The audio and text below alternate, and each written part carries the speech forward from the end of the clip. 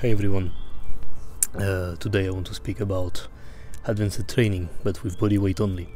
So in previous video we saw what you could do as a beginner, what you can do if you had a partner or if you had bands for body weight and home workout basically with minimum furniture. Today I want to talk about what you can do as an advanced practitioner. So what is advanced? Advanced is when you are obviously not a beginner, meaning that all the basic movements are being mastered in terms of skills, in terms of strength, in terms of technique.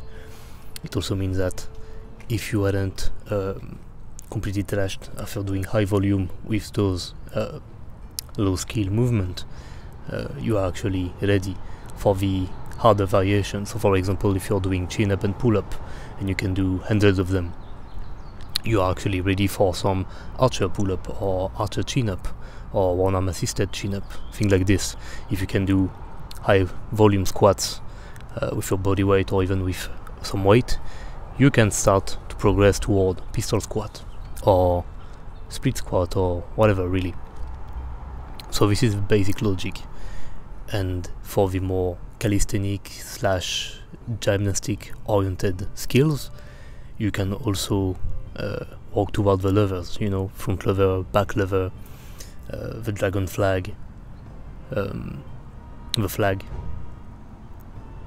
etc, etc. So yeah, in this video I want to show you a bit of what I do, since I'm more or less advanced in nearly all classes of exercise, and how I maintain pretty well what I had, even if it is of course deflated. So yeah, you won't need any much more materials than in the previous video. So if you haven't seen those videos, I will encourage you to watch them. They will give you a base and an idea of what I'm going to show you for this now. Those exercises are going to be much more demanding on your nervous system, but also on your tendon and joint, because of the angle, because of the weight, because of the strain they are putting on it. So if you're doing these exercises, make sure to do them first in training when you are still fresh and you have some energy, but also make sure to be properly warmed up and to have the mobility and stability of the joint to do them. You don't want to do an exercise you aren't sure to be capable of doing with near picture perfect form. So yeah, don't go dislocate something or get tendinitis at the elbow or the knees because you just pounded away like there is no tomorrow. Okay, so I will let you watch, and I will keep going with the off-screen voices. The first exercise that you are going to see is the handstand push-up with a full range of motion. So I'm using chairs since I don't have anything left to elevate myself, and this is my pet exercise for body weight shoulder training, complete shoulder training. This is a fantastic exercise for within a multiple array of rep range, even if I prefer the more low rep. And as you can see, if you fail to maintain balance, just keep on. Okay, it isn't really bad to keep going. Now, my other exercise that I like with the push-ups is this time a more advanced variation, since you are going to do push-ups with a more inclined forward torso.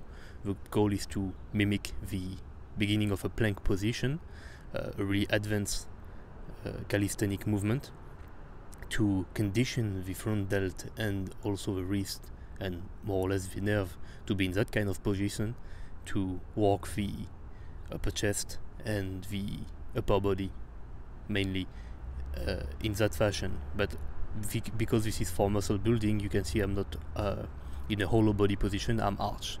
And the same thing goes on for this archer push-up.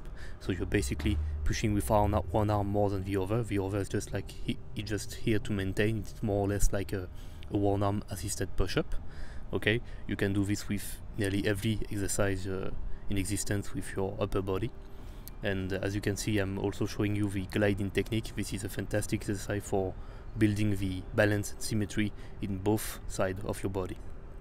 And of course I couldn't do this video without showing you the staple old school classic one arm push-up. So a great exercise for me for triceps, not really for chest in my opinion, but for pressing strength it's really great. I really like it since you can put like half of your body weight on one arm, and there is also a lot of balance and coordination needed, especially in the core. Each time I do it, my serratus is trashed. Now, a harder variation I knew from a few years ago from Kino Body is the one-arm push-up with a feet elevated version. So this mimics a bit like the principle between the incline presses, basically.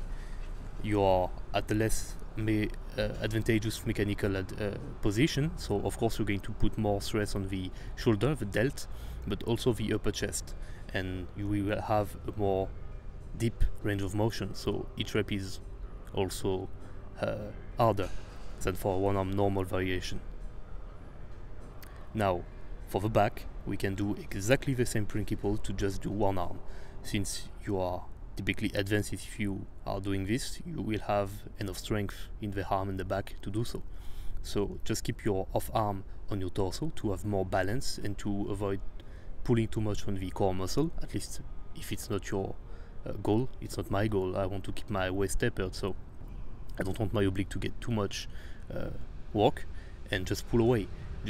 Just need to make sure to balance everything between the traps and the lats. So yeah, same thing for the pull-up. Pull-up and chin-up are really easy exercise, low skill in my opinion, and on the beginning of more progressive difficulty exercise. But if you add fat grip, this is going to be way more difficult. This is going to work your wrist conditioning and also your forearm in a much better way, and I am one of the people that feel more is biceps with fat grip. So yeah.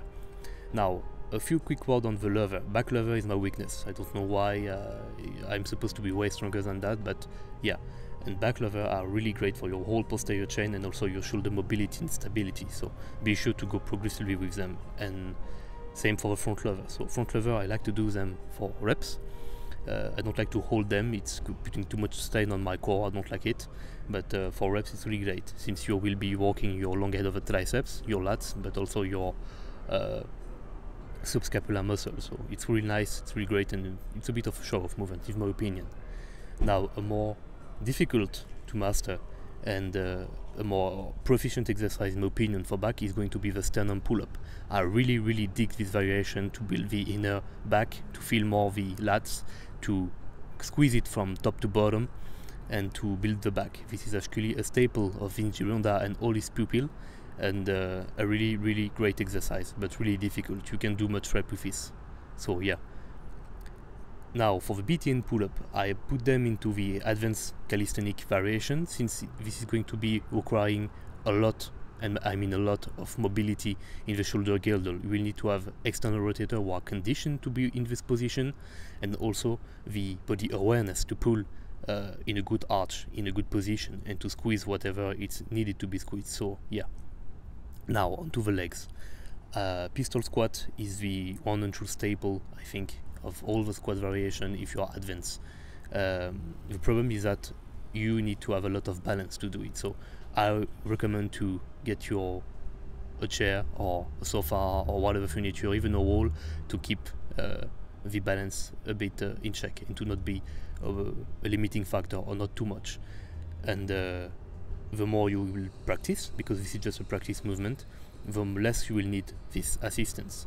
And you will also find that you have a dominant leg and a weak leg. For me it's the right leg which is strong and stable, and the left leg is more powerful but is way less stable. So this is of course more a question of also hip rather than just pure muscle. Okay, so be sure to have your hip, your ankle and your knee conditioned for this, but this is a really great exercise for your quads and also your glutes.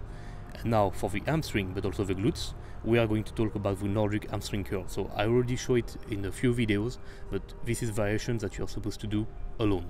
So you just put your feet and lock them under something, which is for this example a bed, and you just resist with your hamstring and your glute locked the descent as much as possible. This is more eccentric focused movement, but this is a really fantastic exercise for it. I had a few problem with my knee tendon, posterior tendon, and they helped a lot with this. So here you go. And that is it for me. like, share your thoughts, subscribe, and I'll see you soon for another video. Take care.